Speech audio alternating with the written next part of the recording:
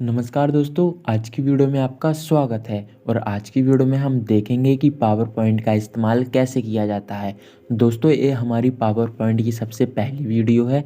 यदि दोस्तों आप भी पावर पॉइंट सीखना चाहते हैं तो हमें सब्सक्राइब करें, ताकि मैं जितनी भी अपनी पावर पॉइंट की वीडियो अपलोड करूं, ताकि मेरी हर एक वीडियो की नोटिफिकेशन आप तक पहुँच सकें। तो चलिए बिना टाइम वेस्ट किए वीडियो को स्टार्ट करते हैं। पावर पॉइंट का उपयोग करने से पहले हम पावर पॉइंट की कुछ बेसिक नॉलेज प्राप्त कर लेते हैं। सबसे पहले हम देखते हैं कि पावर पॉइंट क्या है।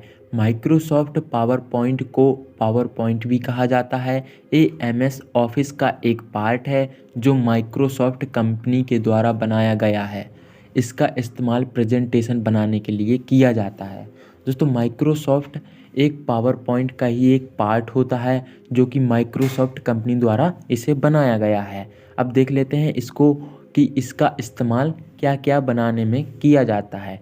एमएस पावर पॉइंट का इस्तेमाल स्लाइड शो, एनिमेशन वीडियो या फिर प्रोफेशनल प्रेजेंटेशन क्रिएट करने के लिए किया जाता है। दोस्तों, पावर पॉइंट का उपयोग जो है स्लाइड शो और एनिमेशन वीडियो या फिर प्रेजेंटेशन बनाने के लिए किया जाता है, जो कि एक हार्ड लेवल का उपयोग करता है। तो पावर पॉइंट को कई तरीके से ओपन किया जाता है। तो सबसे पहले हम पहला तरीका आजमाते हैं। सबसे पहले आपको क्लिक करना है स्टार्ट बटन पर, फिर आपके यहाँ पर ऑल ऐप्स पर क्लिक करना है। यदि दोस्तों आपके में ऑल ऐप्स नहीं शो हो रहा है तो आपके में ऑल प्रोग्राम शो हो रहा होगा, तो सिंपली आपको ऑल प्रोग्राम पर क्लिक कर देना है। सिंपली मैंने किया ऑल ऐप्स पर। आपके यहाँ से इस तरीके से स्क्रॉल करके आना है। यहाँ से आपको माइक्रोसॉफ्ट ऑफिस पर आपको क्लिक कर देना है। फिर आप देख सकते हैं यहाँ पर ये रहा हमारा माइक्रोसॉफ्ट ऑफिस पावर पॉइंट 2007। दोस्तों, माइक्रोसॉफ्ट पावर पॉइंट को ओपन करने का ये सबसे हमारा पहला तरीका था। दूसरा तरीका ये है, यहाँ पर आपको सर्च बॉक्स नज़र आ रहा है। सिंपली आपको यहाँ पर सर्च करना है पावर पॉइंट, POWR। आप देख सकते हैं दोस्तों, जैसे ही मैंने PO सर्च किया तो आप देख सकते हैं यहाँ पर माइक्रोसॉफ्ट ऑफिस पावर पॉइंट आ गया। तो सिंपली आपको इस पर क्लिक कर देना, तो आपको इस तरीके से आपका पावर पॉइंट ओपन हो जाता है। अभी हम बात करते हैं तीसरे तरीके की। दोस्तों, पावर पॉइंट को तीसरे तरीके से ओपन किया जाता है कीबोर्ड की शॉर्टकट कीज की मदद से। सिंपली आपको Windows+R दबाना है और आप देख सकते हैं आपको सिंपली यहाँ पर क्या करना है, आपको यहाँ पर पावर PNT लिखना है। आपको यहाँ पर दोस्तों ध्यान से देखना है कि पावर और PNT इसकी स्पेलिंग थोड़ी सी मिस्टेक होगी तो आपका पावर पॉइंट ओपन नहीं होगा। मैंने यहाँ पर पहले से ही पावर PNT लिखा था, तो यहाँ पर आपको बार बार लिखने की ज़रूरत नहीं पड़ती। सिंपली आपको यहाँ पर ओके पर क्लिक कर देना है। तो आप देख सकते हैं यहाँ पर कुछ इस प्रकार से हमारा पावर पॉइंट ओपन हो जाता है। अभी दोस्तों हमने पावर पॉइंट को ओपन कैसे करते हैं, अभी हमने ये तो सीख लिया है। अब दोस्तों बात करते हैं ये जो हमारा पावर पॉइंट है, इस पावर पॉइंट में जितने भी एरियाज़, यहाँ पर जितने भी ऑप्शन हैं, इन सभी ऑप्शन के बारे में हम यहाँ पर बेसिक जानकारी देखते हैं। सबसे पहले दोस्तों हम बात करते हैं, यहाँ पर आप देख सकते हैं सबसे ऊपर यहाँ पर है एक वाइट पट्टी दिख रही है। इसको बोलते हैं दोस्तों हम टाइटल बार। टाइटल बार में होता क्या है कि हम लोग किसी भी प्रकार की फ़ाइल को सेव करते हैं। हमने MS वर्ड में सीखा था कि हम अपनी फ़ाइल को सेव करते हैं, तो यहाँ पर जो हम फाइल को जिस नाम से सेव करते हैं वो हमारी फ़ाइल का नाम यहाँ पर शो होता है। अब दोस्तों बात करते हैं, यहाँ पर आप देख सकते हैं टाइटल बार के बगल में यहाँ पर 3 बटन शो हो रहे हैं, जिनका नाम है मिनिमाइज़, मैक्सिमाइज़, क्लोज़।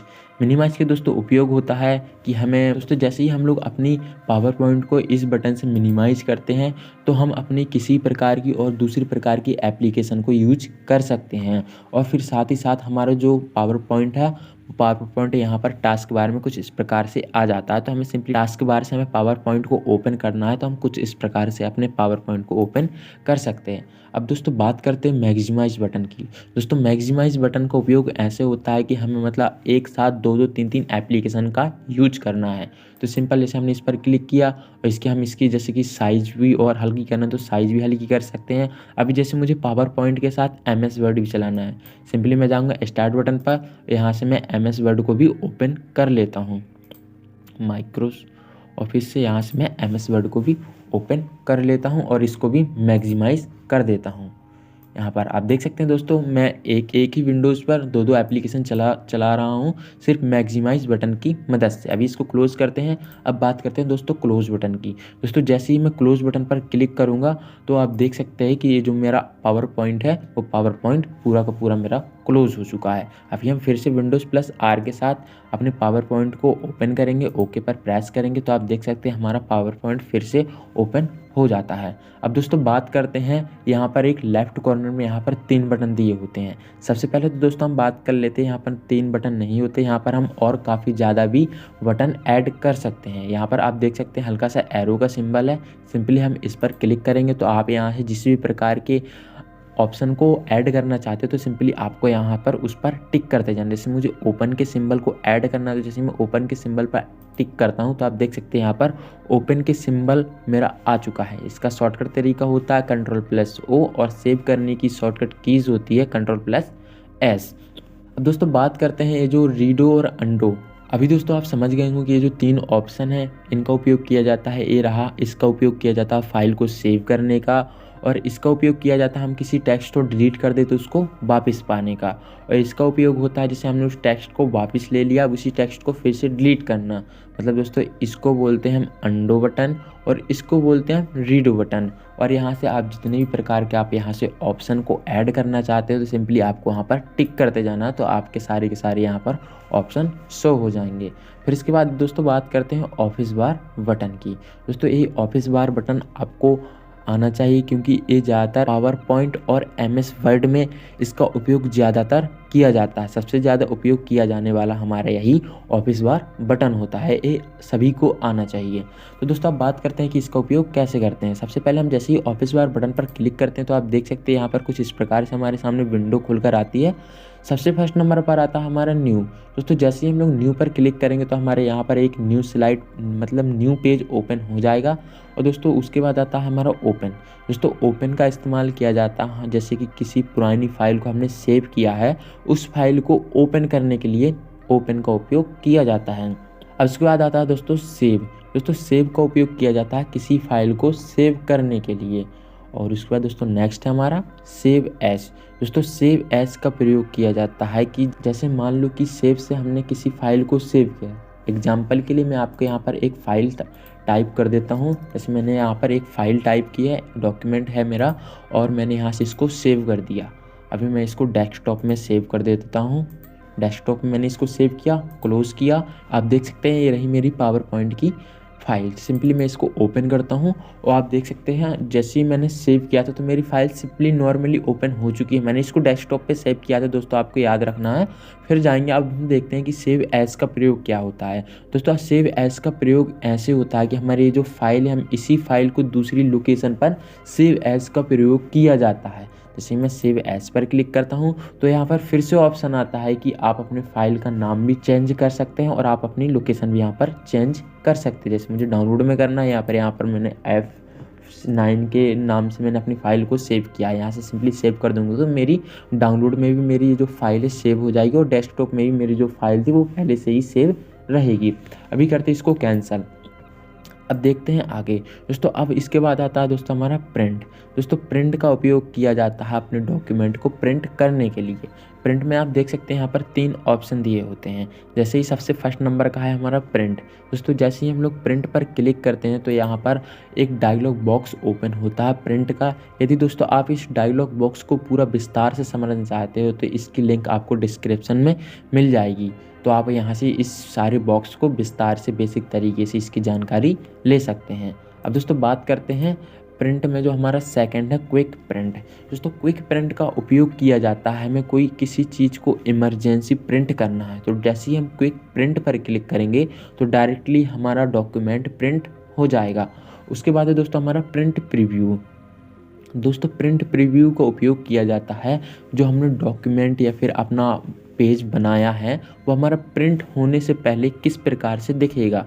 सिंपल है, जैसे ही हम लोग प्रिंट प्रीव्यू पर क्लिक करते हैं तो आप देख सकते हैं जो मेरी फ़ाइल है मैंने कुछ इस प्रकार से बनाया है, मेरी फ़ाइल कुछ इस प्रकार से दिखेगी। अभी हम लोग इसको करते हैं यहाँ से क्लोज़। फिर से जाते हैं हम ऑफिस बार बटन पर, यहाँ से प्रिपेयर। दोस्तों प्रिपेयर का उपयोग किया जाता है डिजिटल सिग्नेचर लेने के लिए। यहाँ से हम अपनी फ़ाइल में लॉक भी डाल सकते हैं। यदि दोस्तों आप फाइल में लॉक कैसे डालते हैं तो इसकी लिंक भी आपको डिस्क्रिप्शन में मिल जाएगी। यहाँ से आप अपनी फ़ाइल को मार्क भी कर सकते हैं। पहली बात तो दोस्तों ये है कि इसको पावर पॉइंट में प्रिपेयर का उपयोग बहुत ही कम लिया जाता है। फिर इसके बाद आता है दोस्तों हमारा सेंड। दोस्तों सेंड का उपयोग होता है हमने जैसे अपने डॉक्यूमेंट या फाइल को अपने तैयार करने के बाद अपने इसको ईमेल के माध्यम से भेजना, पीडीएफ अटैचमेंट के माध्यम से भेजना, इंटरनेट फैक्स के माध्यम से भेजना। दोस्तों बहुत ही सिंपल है। सेंड का मतलब ही होता है दोस्तों भेजना। हम अपने डॉक्यूमेंट को तैयार करने के बाद मान लो कि जैसे हमने अपनी एक पिक्चर को व्हाट्सएप के थ्रू किसी को भेजा है, ऐसे ही यहाँ पर हम अपने डॉक्यूमेंट को बनाकर ईमेल के थ्रू ही हम यहाँ से किसी को भेज सकते हैं। उसके बाद दोस्तों नेक्स्ट आता है हमारा पब्लिश। दोस्तों पब्लिश में ऐसा होता है कि यहाँ पर हमें अपनी जो हमारी स्लाइड शो हमने यहाँ पर पावर पॉइंट में जैसे क्रिएट कर ली है, अब उस पावर पॉइंट को हमको मतलब एक यहाँ पर पैकेज फॉर सीडी इसमें कन्वर्ट करना है, या फिर पब्लिश स्लाइड्स में कन्वर्ट करना है, या फिर आपको डॉक्यूमेंट मैनेजमेंट सर्वर करना होता है। क्रिएट डॉक्यूमेंट वर्क स्पेस भी आप यहाँ से कर सकते हैं। सबसे पहली बात तो दोस्तों यहाँ पर पब्लिश का, सेंड का, प्रिपेयर का पावर पॉइंट और एमएस वर्ड में बहुत ही कम उपयोग लिया जाता है। अब इसके बाद दोस्तों बात करते हैं क्लोज की। दोस्तों जैसे ही हम लोग क्लोज पर क्लिक करते हैं तो जो भी हमारा वो यहाँ पर पेज था, मतलब सारी की सारी हमारी विंडो ही क्लोज हो गई। जो हमारा पेज था वो हमारा क्लोज हो गया है। अभी हम इसको यहाँ से न्यू पेज एक क्रिएट कर लेते हैं। न्यू पेज हमारा आ चुका है। दोस्तों इसके बाद बात करते हैं यहाँ पर home, inside, design, animation, slide show, review, view.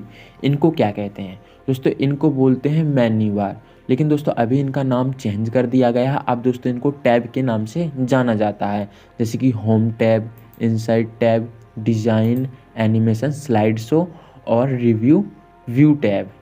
और दोस्तों हर एक टैब के अंदर यहाँ पर टूल दिए होते हैं हमारी एडिटिंग के लिए। दोस्तों इन टूलों को बोला जाता है स्टैंडर्ड टूल बार। क्या बोला जाता है दोस्तों? इनको स्टैंडर्ड टूल बार बोला जाता है।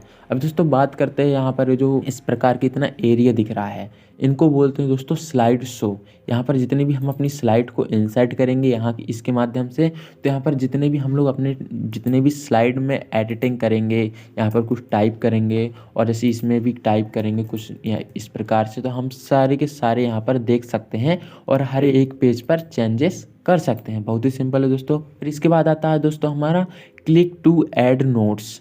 इसका मतलब होता है दोस्तों आप जैसे इस पेज से रिलेटेड कुछ लिखना चाहते हो तो आप यहाँ से लिखकर उसमें ऐड कर सकते हैं। इसके बाद आता है दोस्तों हमारा ये जो इतना पेज है इसको बोलते हैं दोस्तों वर्क एरिया। जो हमारा पेज है इसको बोलते हैं हम वर्क एरिया। इसके बाद आता है दोस्तों हमारा स्क्रॉल बार। इसको बोलते हैं दोस्तों हम वर्टिकल स्क्रॉल बार, और इसको बोलते हैं हम, अभी दोस्तों आप देख सकते हैं कि यहाँ पर हमारा हॉरिजॉन्टल स्क्रॉल बार नहीं आ रहा है। तो जैसे ही अपने पेज को इस प्रकार से जूम करते हैं तो आप देख सकते हैं हमारा हॉरिजॉन्टल स्क्रॉल बार भी आ चुका है। अब जैसे कि इनका उपयोग इसी में किया जाता है, जैसे हमको ये जो हमारा पेज इसको जैसे कि ऊपर की तरह करना है तो सिंपली हम इस स्क्रॉल बार की मदद से कुछ इस प्रकार से हम इसको ऊपर और नीचे कर सकते हैं। अभी हम इसकी बिल्कुल नॉर्मल साइज लाएंगे, 100 की हमारी बिल्कुल नॉर्मल 100 साइज लाएंगे। अभी इसके बाद आता है दोस्तों हमारा सबसे नीचे का ये जो है हमारा, इसको बोलते हैं हम स्टेटस बार। दोस्तों स्टेटस बार में यहाँ पर शो होता है कि हमारी पेजों की संख्या कितनी है। यहाँ पर दोस्तों मैं आपको एक बात बता दूं कि एमएस वर्ड में जो हमारे होते थे उनको पेज बोला जाता था, और यहाँ पे जो इनको बोला जाता है इनको हम पेज नहीं बोलते हैं, इनको हम स्लाइड बोलते हैं। यहाँ पर आप देख सकते हैं यहाँ पर स्लाइड हमारी कितनी ओपन है, तो यहाँ पर हमारी स्लाइड 3 ओपन है, तो हमारी 3 यहाँ पर स्लाइड शो हो रही हैं। ऑफिस थीम्स इंग्लिश, यहाँ से हम अपनी लैंग्वेज को चेंज कर सकते हैं और यहाँ से हम अपनी स्लाइड्स को भी शो करा सकते हैं। इनको हम व्यूज़ बटन बोलते हैं, इनको हम जूम स्लाइड बोलते हैं, जूम स्लाइडर, और इसकी मदद से हम अपने पेज को जूम इन जूम आउट कर सकते हैं। अभी दोस्तों मैंने आपको सिर्फ पावर पॉइंट का परिचय दिया है। यदि दोस्तों आप पावर पॉइंट के home, inside, design, animation, slide show, review, view इन सभी टैब को विस्तार से जानना चाहते हो तो दोस्तों आप मेरे चैनल को लाइक सब्सक्राइब करें ताकि मेरी हर एक वीडियो की नोटिफिकेशन आप तक पहुंच सके। तो चलिए दोस्तों अब मिलते हैं हम नेक्स्ट वीडियो में।